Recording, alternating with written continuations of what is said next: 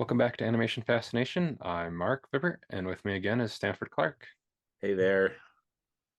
And if you haven't listened or watched to us before, this podcast focuses on the world of animation. In each episode, we feature all the latest news from around the animation industry and the main topic discussing a TV series, film, or something else. Whether it's traditionally hand-drawn, computer-generated, or stop motion, if it's animated, it is up for discussion to geek out about. So this week it's kind of like a shorter bonus episode to kind of close out the year. It's episode 98, and we're going to be talking about Puss in Boots: The Last Wish, which is the sequel to the spin-off of the Shrek series. So we got the first film back in 11 years ago in 2011, which is kind of crazy. I Uh, know, right?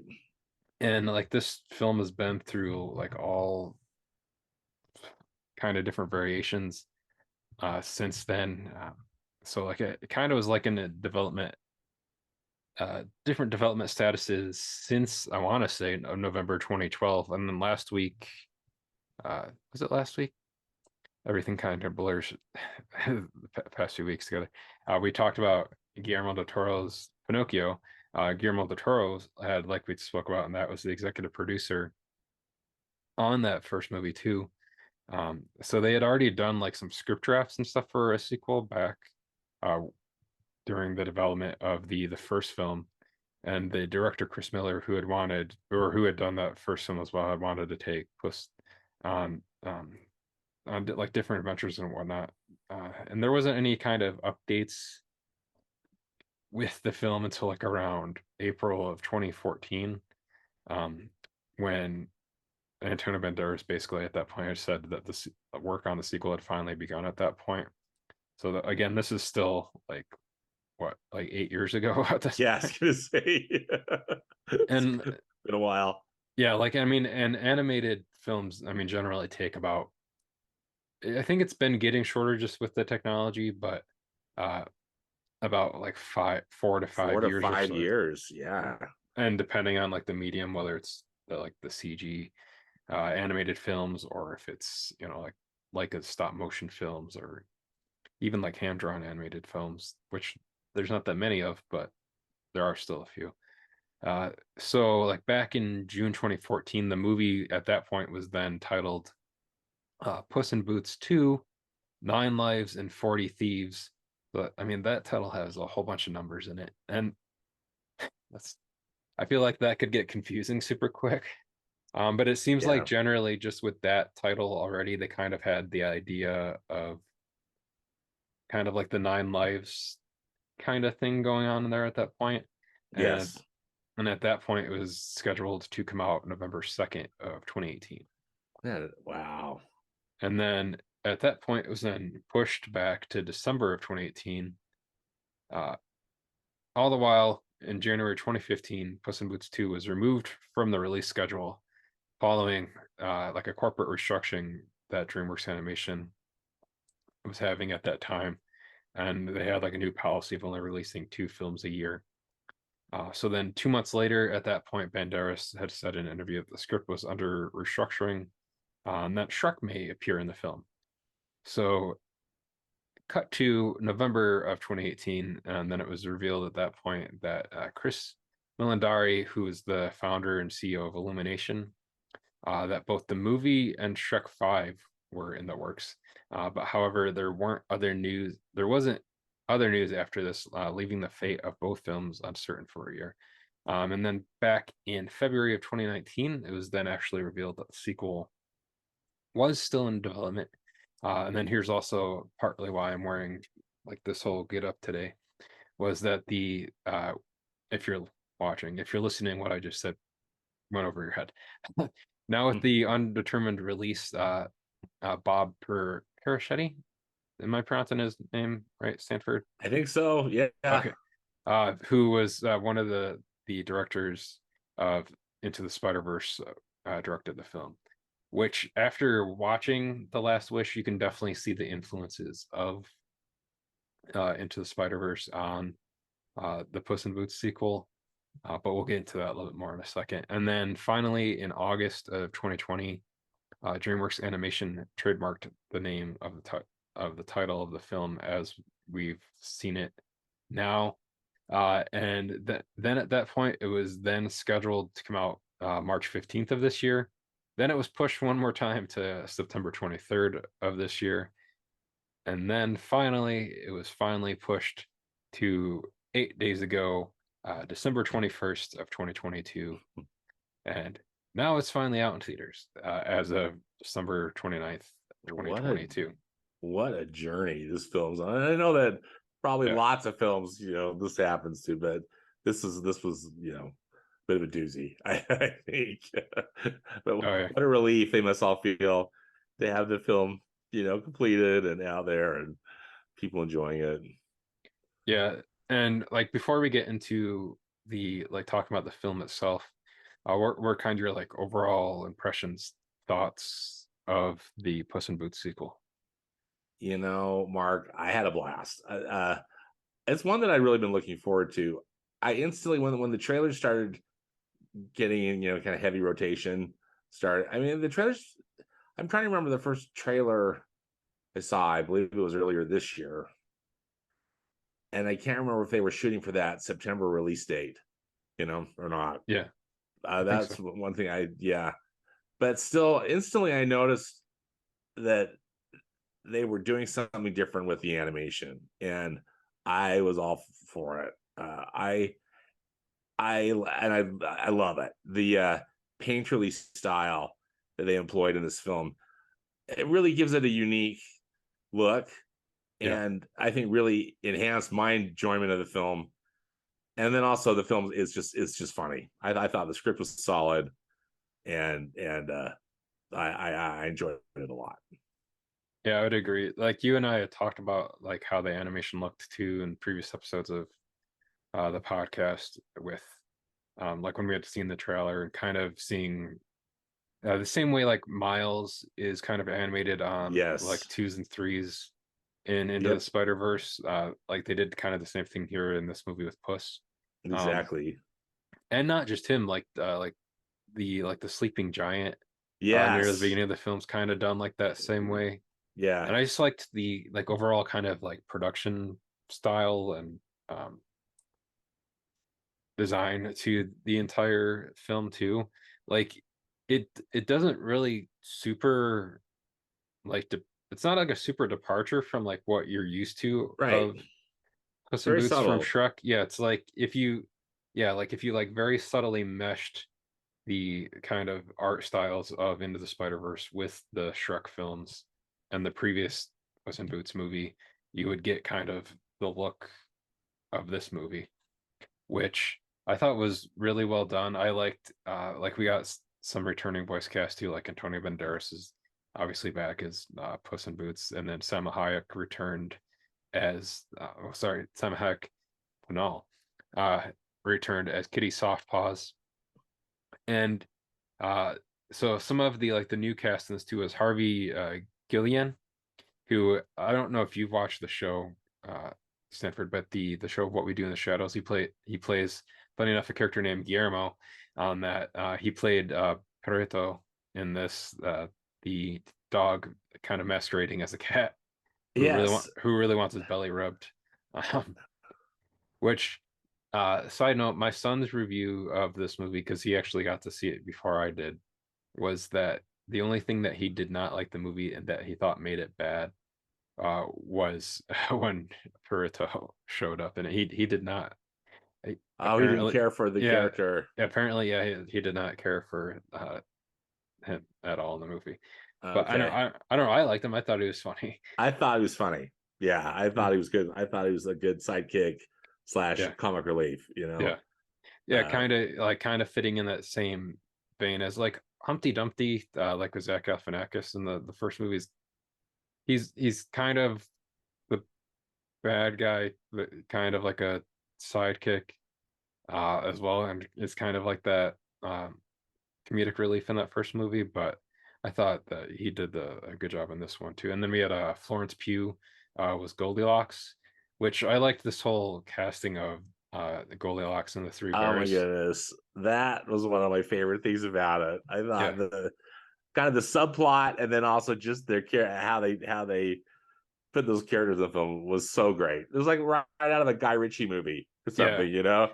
And yeah, but they're just bears and Goldilocks, which I could almost see in like you saying that with a Guy Ritchie movie. Like I could see the characters still being called like yes, Goldilocks, Mama it's Bear, Papa Bear, and likewise Baby Mama Bear, Bear. Papa Bear, and Baby Yeah, Bear.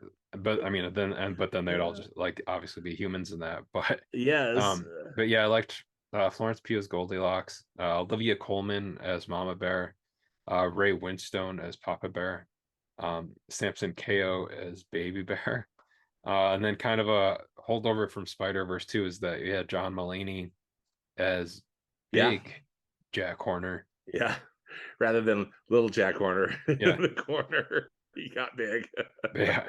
Uh, I'm I'm gonna call this character right now just the Big Bad Wolf um, until we Yeah, get into a little bit more about the movie. But yeah, I that's a liked good. I like that. Wagner Mora in this as well. Oh, I did too. He was really good. Yeah, and then we had some returning characters talking about Guillermo del Toro and Pinocchio again. Cody Cameron Yes, came back to do kind of a voice cameo as it was, Pinocchio. yeah, a little cameo. And then Conrad Vernon, a little voice cameo as the Gingy, Gingerbread yeah, Man. is back. Uh, and then like Shrek and Donkey and Geppetto all kind of have little cameos too, but they're all like in like a flashback when Puss is kind of seeing his life flash before his eyes in a part of the movie, which I thought was really cool. And then there's a little flashback of Imelda from the first Puss in Boots movie too. Uh, Now, like getting into this, uh, I really enjoyed this a lot. I thought like we've already said, the visual style to this movie as compared to like the first. I mean, the first movie looked really beautiful as well too. Like I think what's kind of interesting about like these two Puss in Boots movies is that like it almost seems like these movies like shouldn't work as like being Yeah, like a spin-off of like the Shrek films. But I think this is almost actually maybe like the only character that could work as its own spin-off from there. Like, because if he did like a donkey movie by himself, or yeah, or like I can't like every other character only kind of fits or works like in small doses and as part of like the Shrek characters ensemble. hmm, But like in these two movies, I mean that it shows that like how much uh, Puss can work as himself, um, his own character, and drive the whole entire movie. I did like in this one too that we got a little cameo uh back to the oh cat like when Puss makes his way to the kind of the cat shelter. yes, Because that was one of my favorite jokes in the first movie, just because it like caught me so off guard. I remember when I watched that first movie that I had no, I saw it in the theaters, but I remember that I like laughed for like a good maybe like 5 minutes just because of how much it caught me off guard while watching it. yes, Uh, in this, what did you think about like kind of like the overall story where basically this is uh Puss's ninth life that he's on, and if he dies, that's it, and like the overall kind of like moral of the story being kind of to enjoy the or maybe not uh I guess a better way to phrase it maybe would be is that when you only have that one life to live, you appreciate it and don't take it for granted as much as if you think you have something else to continue with after that. If this is all that you have, make this entirely worth it yeah, yeah, so that when that one is over, at least you did all that you could during that time, and don't just assume that you're going to get another chance to do something else. yeah. I really liked how they use that as the really kind of the foundation of the script. And part of the reason I like it so much is because the setup is really funny. I think when they Yeah, show the 8 ways Oh Because yeah, technically the seven ways that Puss has died before his eighth death. yeah. And He's not a math guy. you're right. So those were funny to me. And I thought it was clever. I also liked too though how they set up how Puss could possibly, get his wish granted. Yeah, And so how that plays in not only through the title, but then again through the kind of the prologue, of the film, that explains how that all works. Anyway, it worked for me, Mark. I liked it a lot. What did you think? yeah. I liked that. I I always like when these like because you and I have said this before too, is the animated films and TV shows aren't just for uh children or kids or younger people. I like when the stories or like the overall message for like these films or TV shows has a very kind of mature uh overall story to tell with it. Yeah. And whereas you and I may take something away from The Last Wish that maybe like I don't know, like a 7-year-old watching the Right. That a movie young might not. child isn't going to take from it. Yeah, like But they'll enjoy like all like the different cat jokes and stuff with Puss in the movie, uh, but again, they're also subtly learning different lessons like this about how to appreciate different things and not to take stuff for granted, yeah. and how to be like trustworthy and stuff like that. And I liked all of that with it, and like the different messages of like friendship within the movie too. I liked. It's kind of interesting too to get into spoilers a bit now too, is with where like the movie ends and with Kitty Softpaws, Puss in Boots, and uh, what's see Hardy Perito Well, are Perito, yeah. they're all like on the ship that they stole basically, and they're sailing to. And he's like, time to go see some friends I haven't seen in a while, and like you see far, far away. So you're like, oh, Yeah. okay. So is this Puss in Boots 3 or is this Shrek 5 My guess is or is it's it Shrek both? 5. Maybe both. Maybe both. Yeah, But I think we're long overdue for another Shrek film. yeah, So my guess is that it's maybe like I know Mark, but yeah, I just when I first saw that, at the end of the film, I thought, oh, there's going to be yeah. another Shrek movie. Yeah. And well, like when you said when I was talking about like the development of this, they had at one of those points they did indicate something about making a Shrek 5. Yeah, Um, but who knows? And then like this film had that new DreamWorks animation yeah, opening to it where it had which like is cool. yeah, which ends with Shrek and Fiona and Donkey Yep. um talking to the DreamWorks kid silhouette. I don't know. Yeah, I don't know. the Does the that DreamWorks yeah, fishing kid. yeah, does he or she have a name? I don't They? know. We should check on that because I don't know. You wonder if Yeah. maybe they've named him internally at DreamWorks or something. But Yeah, I because just know it's the DreamWorks fishing kid. That's what kind of goes through my mind.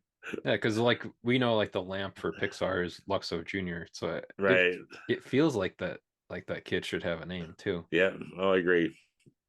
But They've sure given him more of a personality, so it feels like. yeah. Yeah. Uh so like one of the other things that I thought was interesting in this too with Big Jack Horner, uh with John Mulaney as him, was the like how basically because like his story wasn't even like a fairy tale and it was just a nursery rhyme. He was kind of like compensating for that later as he got older within like this this world of like the Shrek series, Puss in Boots series, Yes. um, where he had basically like taken or stolen a bunch of like magical objects. Some of it was kind of dark too, like the fact that like he had a whole bunch of like baby unicorn horns. So it's like, are those baby unicorns dead? Yeah. He killed a bunch of baby Yeah. unicorns. He He's had, a yeah, he had like Cinderella's slipper. Um, yes. who like we've seen Cinderella in Shrek 1, 2, and 3, I want to say. Maybe even 4. Um, she had a bigger part in, I want to say, the third movie. But Yeah. yeah, like I thought that was kind of interesting too, but he had like Mary Poppins bag, which I thought, and her umbrella, Yeah. which so I liked how they kind of worked Mary Poppins into the world of Shrek now too, in a way. Hmm. Um, but I thought like you had said, I liked all the stuff with like the Three Bears and Goldilocks because they're kind of positioned as like an antagonist and like bad guys.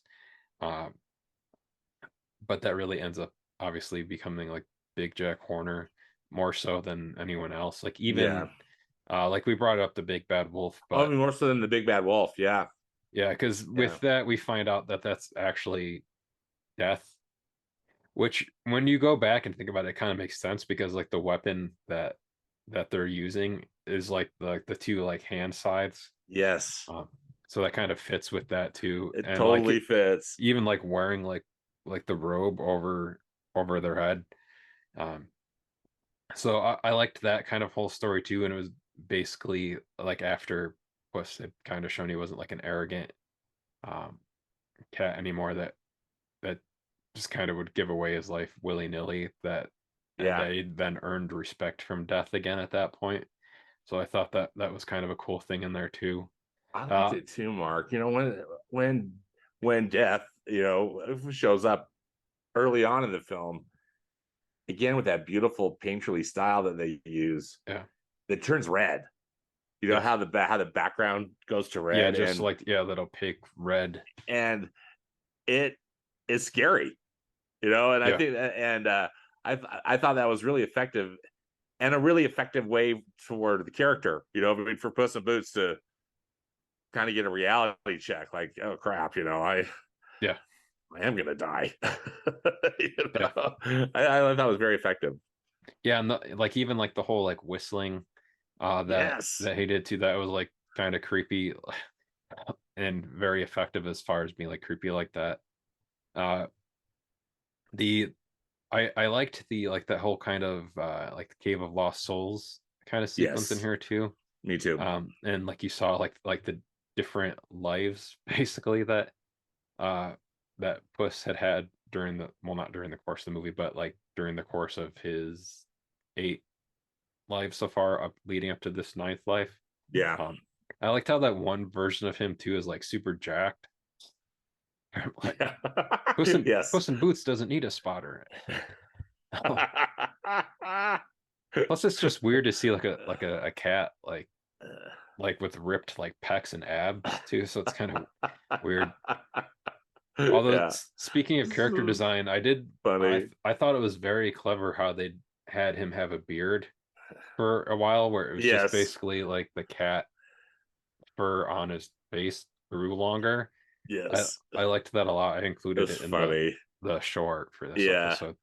I thought that was really funny too, because again, it's just kind of like a visual representation of how he just kind of lets himself go, right? He Yeah. doesn't bother. Or yeah, and just how long he's like been there and whatnot. Yeah, yeah. Um, but yeah, I liked all of that. What was kind of funny, speaking of like the Mary Poppins stuff in there with like the bag being, uh, you know, having basically like a infinite portal vortex in it, and then was like basically interacting with the 8 other versions of himself.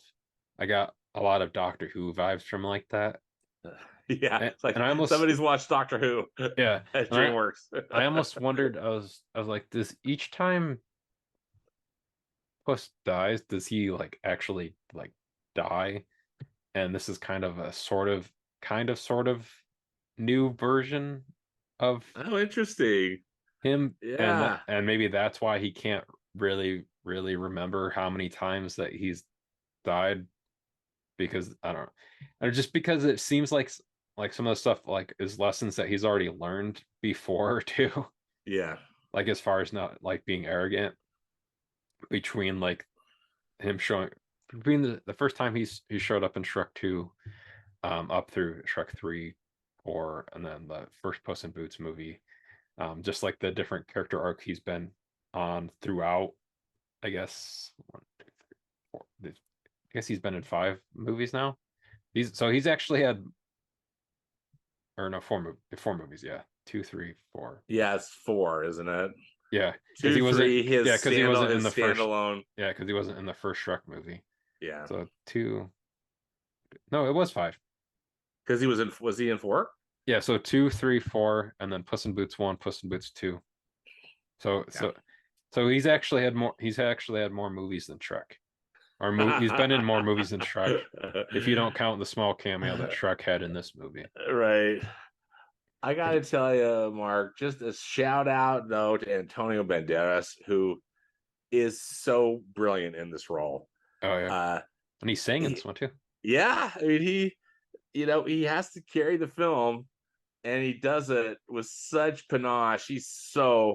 And he's just so funny. I just Puss in Boots is just really one of my favorite characters from the Shrek universe. Although Yeah, there's many, but he's just no wonder he's had so many movies. I think because he's just so good, and I'm so glad Antonio Banderas continues to voice him. This is so yeah, funny, so good. and and I mean, if people haven't seen it, if you like the, if you wanted to see what it would be like if Puss in Boots was in live action, uh, just go back to 1995 and watch uh Robert Rodriguez's Desperado Yeah, with Robert Rodriguez, or sorry, well, with Robert Rodriguez as director, Antonio and Banderas and Selma Salma Hayek Hayek. Yeah, in the film. absolutely. So It's Puss in yeah, Boots in the flesh. yeah, like he's even like he even like plays, like the guitar in there because the first film it doesn't Yeah, star him in the first film, but it's supposed to be the same character. But there's some similarities there. He uses a gun in Desperado as compared to like a nice little fine needle his point sword. his sword. But Yeah, yeah, if you want a more adult live action version of Puss in yes. Boots, check out Definitely Desperado check that out. and Once Upon a Time in Absolutely. Mexico. Yeah. Uh, but yeah, I was just thinking of that because I was like, I know that like the two of them have been in films together before. I almost want even want to say that wasn't Salma Hayek in one of the Zorro films too with Antonio Oh, Banderas, I which wouldn't be again, surprised. is again, if you want a live action Puss in Boots, there's the Antonio Banderas Zorro movies too. So I'm Yeah. little bit of typecasting going on with um having Antonio Banderas play Puss in Boots between Legend of Zorro and, or no, it's Catherine Zeta-Jones in the Catherine Zeta-Jones Zorro was in the movies. Zorro movie, wasn't? Yeah, but it was Antonio Banderas. So yeah, Antonio Banderas Yeah. as Puss in Boots is basically a mixture of Antonio Banderas as Zorro and the El Yeah. Mariachi from. Yeah. But I don't know. I enjoyed this a lot. Like we've said, the visual style was great. The story was really well done. I always like how they incorporate the different kind of like fairy tale stories and objects into these films, Yes. starting with the first Shrek movie and like different and imaginative ways. Yep. Uh, and if this is how like they'll do the production design from now on, maybe not from now on, but like maybe if that gives if they do a Shrek 5 or if say there's a Puss in Boots 3 that just has Yes. Shrek in it or Donkey or whoever, um, and it is done still in this same kind of painterly hybrid of what we've seen before with the Shrek world and the Puss in Boots films, and then mix that with like what we've seen in like the uh, visual style of the Spider-Verse films. I think that has a lot of that it can do with it, especially between like what we saw in the Bad Guys earlier this year too, Yes. I was gonna say the bad guys was really good. Yeah. who also showed up in that new DreamWorks opening. So I'm glad that there's more like innovation going on animation wise with DreamWorks films. So it's not all the kind of the same thing. I'm assuming we'll get some kind of new uh, ideas and reimaginings of how animation's done a little bit with the next Kung Fu Panda movie too that they've got coming up. Yeah. Um, but yeah, like overall, I really enjoyed this movie. I liked the music to it, like we've said. But I liked like you'll have to check that out, but I really enjoyed the like the song that they kind of used a few times in the movie with um the hero song that he sings in it. But overall, was there any kind of like exiting thoughts that you wanted to say about the movie as we kind of close out our discussion on The Last Wish? Yeah, so I just again was so impressed with the production of this film, and it really felt, even though these characters that many of the kids like Puss in Boots and Kitty Softpaws, we know, uh, it really felt fresh to me, Yeah, and that this was not just a rehash or a money grab, or something stupid. I thought they tried hard, and this is one of those sequels that, and I think in a lot of ways, it was going to worth the wait. I yeah, mean, of course, it would have been nice to have had it earlier, but I think that if they had released it earlier, like they had planned, like you had gone through the history of this production, that we probably would not, we definitely would have had this type of film yeah. with this innovative look, and then just a really clever and fun plot, and a fun plot for the whole family. As you're saying, is adults are going to appreciate different things, and the kids are going to appreciate different things, and that's the brilliance of, I think, of so many of these movies, Agreed. including this one. Yeah, yeah, and my last thing for it too is just that I would highly recommend seeing it in 3D too if you can, because I may Oh yeah, I bet that was great. I only saw it in 2D. I bet in 3D it was terrific. yeah, I there's Hector Navarro, he does he's done a lot of animation like review Yes, shows before, and he's on absolutely. the Heroes Reforged Heroes channel. Reforged, one of my Yeah, favorite YouTube channels. he used to do a thing on Nerdist that was called like animation, and it was very close to the title of Animation Fascination, and it was like animation inspection but it was very, very close to the title of this show, and I was like, I mean, all right. But yeah, so that's gonna do it for us talking about DreamWorks Puss in Boots: The Last Wish this week. Uh, we do have some recommendations. We'll be back in with those in just a moment, though. All right, and we are back with our recommendations. So for our recommendations this week, what did you want to recommend to everybody, Stanford? So, Mark, I this week watched a new documentary that I think it was put on Disney Plus on November 18th, which is Mickey Mouse's birthday, and it's a Mickey Mouse documentary called Mickey: The Story of a Mouse, and it's a really interesting documentary. It was quite educational. I thought they were going for maybe a little more serious tone, but one of the highlights of this thing, and why I want to recommend it, I mean, part of it because it's just well done and I love Mickey Mouse, but they have this 60-second animated short film that they put it in the end of it called Mickey in a Minute, and it's hand drawn, and it's just a joy to watch, just to see Mickey again in hand drawn form through the different iterations that he's been in over the years. And I loved it. If you do anything, fast forward to this 60-second clip, it's really cool. Nice.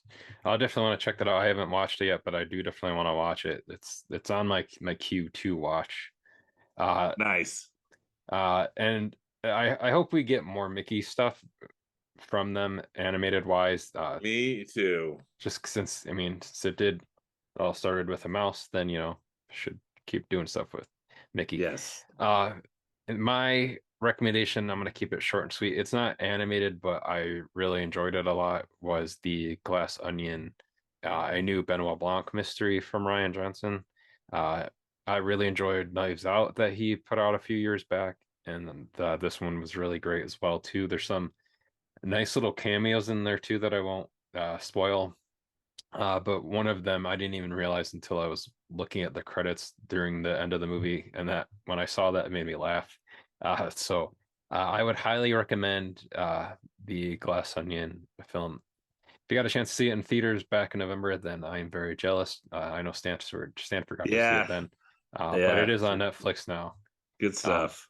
and there's rumors that it'll get put back out in theaters again, hopefully. So I'll I probably go hope so. if it does, I'll go check it out again that way. But that will do it for this episode.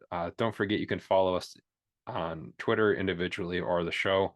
You can find all the info in the show notes, whether you're watching this on YouTube or in the show notes in the podcast catcher that you're listening to it on. Um, you can also find us on all of social media like Facebook, Instagram, there as well, just by, again, right there in show notes for Animation Fascination. You can email us at animationfascinationpodcast@gmail.com. Our website is animationfascination.net, where you'll find this episode among all of the other episodes we've done this year and the ones that we did 7 years ago as well. So uh, you also find a link there for any Animation Fascination merch like shirt, magnets, whatever you want. It's there. Our buddy Trent Factor edits our episodes. But again, thank you for listening to us this year in 2022 as we've returned after a 7 year hiatus. If you just joined us for the first time this year, thank you as well. But that's the last Animation Fascination episode of 2022.